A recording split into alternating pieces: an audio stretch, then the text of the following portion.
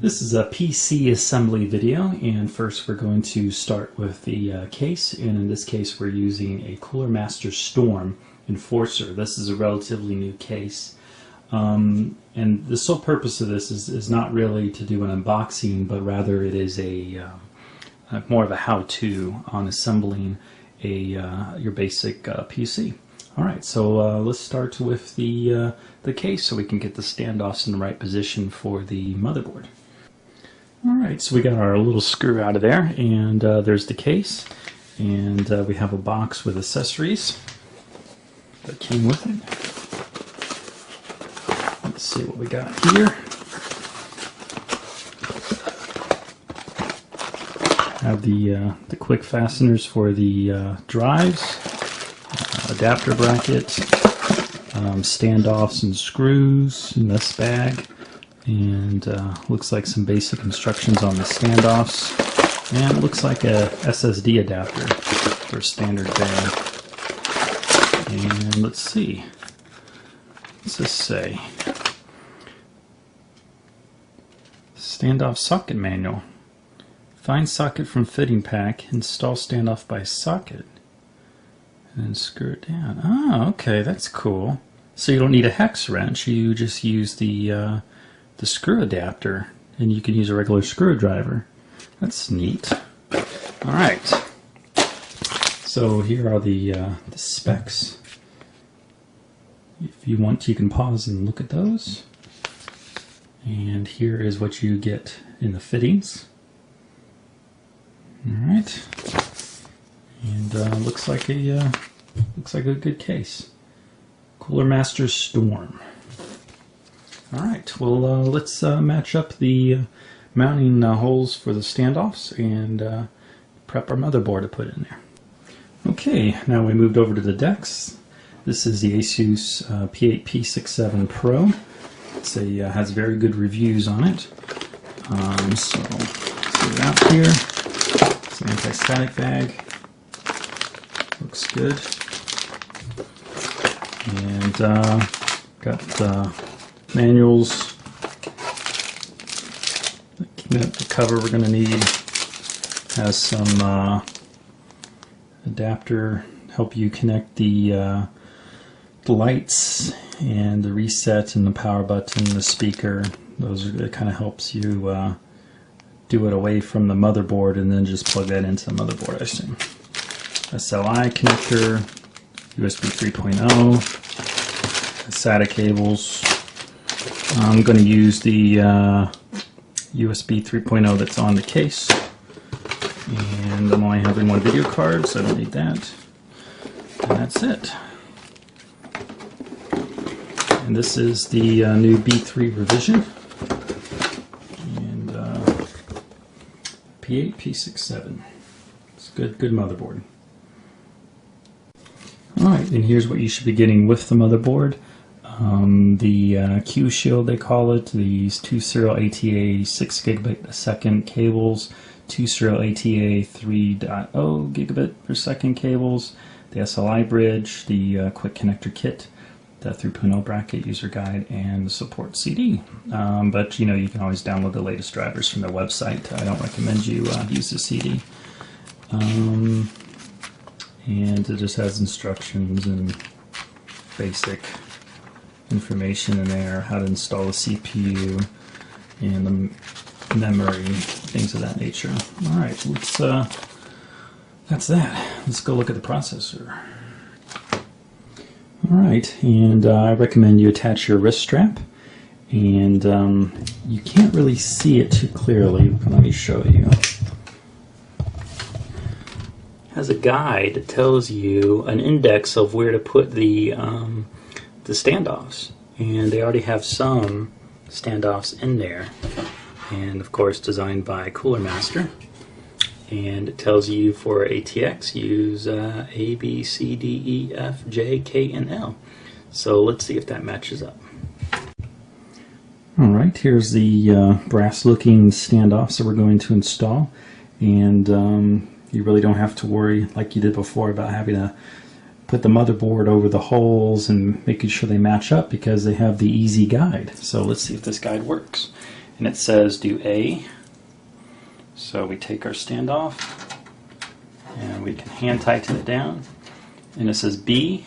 We got B, C, and here's C.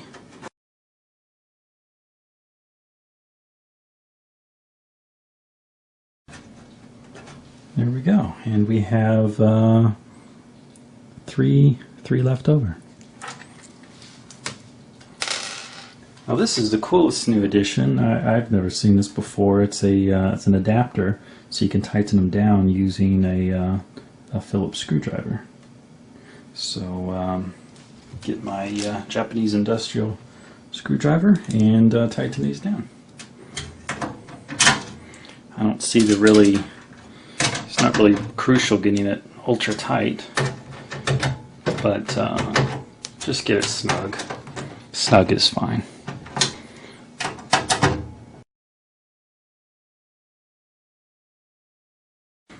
So now let's see if our standoffs match up. Of course, make sure you have your grounding strap on.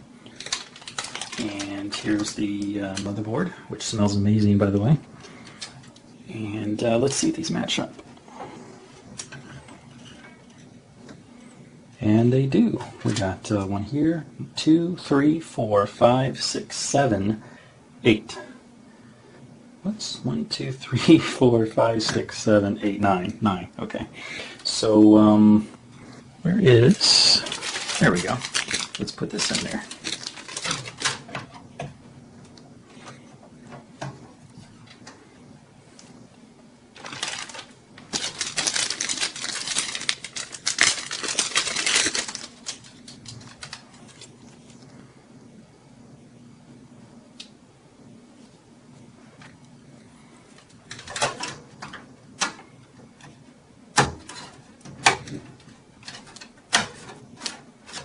Wow, that actually snaps in very, very nice and snug. It's very impressive.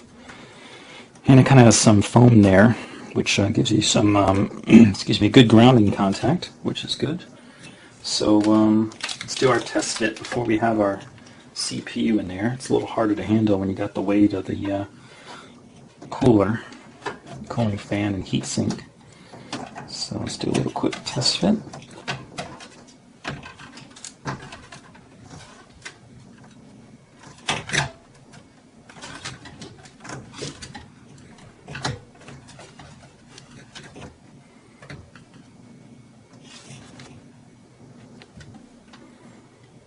And we look good.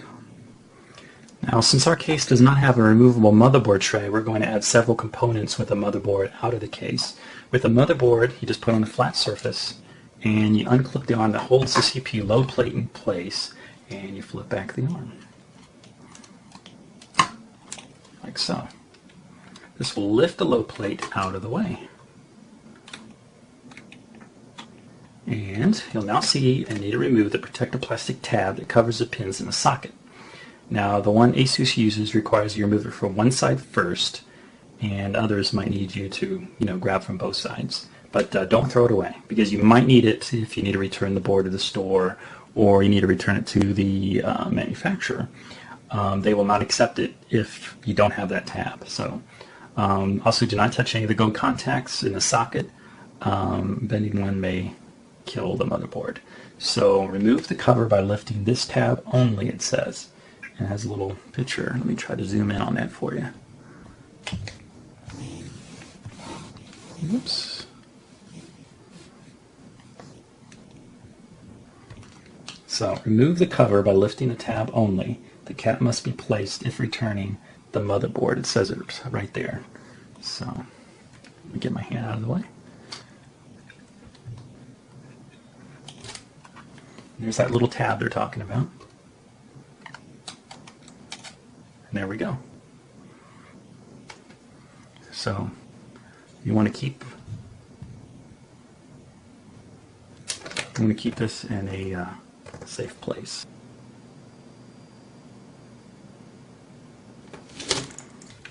Okay, let's take off some of these stickers. We don't need that. It just tells you, it's new. We can put that on the back of the manual if you want to keep it. saying how it has a Bluetooth module on board. That's kind of cool. You could hook it to your Android phone. And there's a little bit of plastic here you should probably take off. There we go. And that looks like we're ready. Let's go on to the next step. All right, here's our CPU. It's a LGA 1155 socket, and this is the i5 2500K. It's a good midline processor. You won't have to spend a heck of a lot of money, and it's a good value. So this is the one I chose. And there's a little factory seal right there you got to cut open, like so.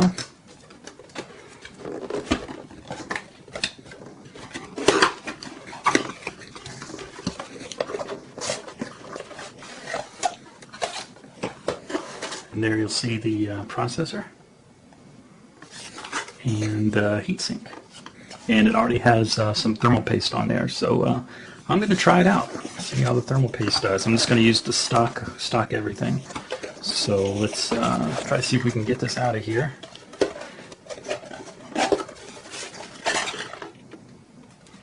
There we go. Now we probably don't want to take this off until we're ready, but you can see the stock thermal paste they put on there. So let's keep that covered. And looks like these are little, you know, they're done there by hand. You don't need any special tools to screw that down. Seems you just push it down and it locks into the motherboard. So that's pretty quick and easy. There's the processor. Let's see if we can get it out without damaging it.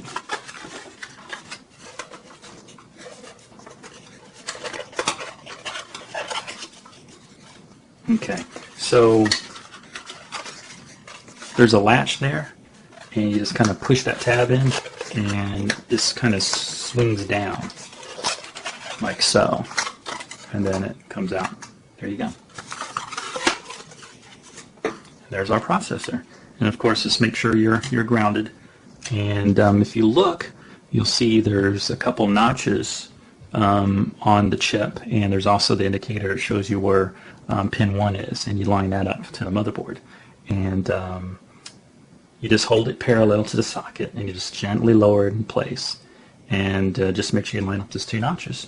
And then you fold the plate down and lock it in. So let's go ahead and do that. Alright, so now let's install the CPU. And we got it in the case here still. So we're very carefully going to open it up, and we're going to try not to get any grease from our fingers on the heatsink portion. There we go.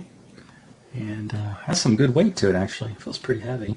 You can see those little notches there, right there, and one on the other side there. And you'll see the little gold triangle there, and that should match up with that little dot you see there. And you can see the notches matching here. You want to make sure you don't touch these pins. You don't want to bend or break or anything. So we're just going to very carefully make sure we hold it parallel and then lower it down. So let's go ahead and do that. So that went down amazingly smooth. I had to pause it because my head would have been in the way anyway, because I wanted to get down there with it. But it's a ZIF socket, which means zero insertion force, and it is exactly what it says. You don't have to push down anymore. It just kind of lays on top and just floats there. So you just go ahead and close this, and you can see it makes solid contact with the shroud of the heat sink. And then just kind of lower it down carefully.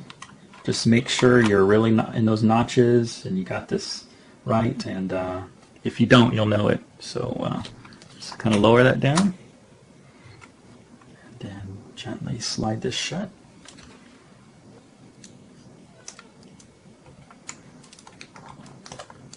And there we go. Now it's pushed down and locked into place. So let's go on to the next step.